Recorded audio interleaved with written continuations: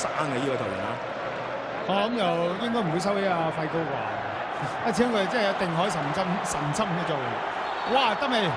球證咁近都係一路都唔吹，直到一個點下，自己有嚟㗎，斯朗拿度同朗尼。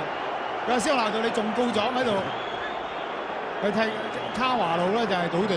其實咧球證呢個波有權早啲吹停嗰度，開頭係冇事嘅，結果咧，哎呀，論盡啦呢次。哎呀，英倫嘅希望朗尼紅牌被逐。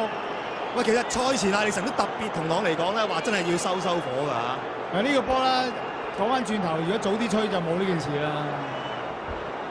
好啦，一陣間都會有慢鏡睇翻，究竟佢點樣侵犯卡華路啊？首先咧就係朗尼控住個波，卡路埋嚟擺脱比提，跟住拉鐵咗喺度。呢啲當然未直到紅牌嘅，除非踩落去。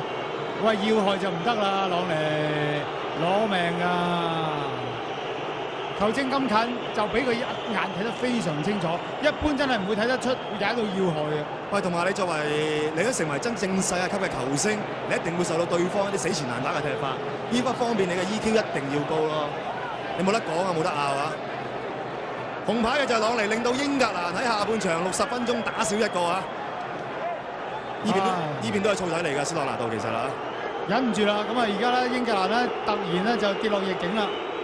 嗱，睇一次呢波原本咧最多都係吹罰，就係葡萄牙第一都冇吹，咁結果朗尼呢個波係陰手，一腳咧踩中對手要啊！喂，球證見到，如果真係球例可以4個紅牌都可以俾啦，呢啲波啊，一個都斯朗拿度你告我狀，不過。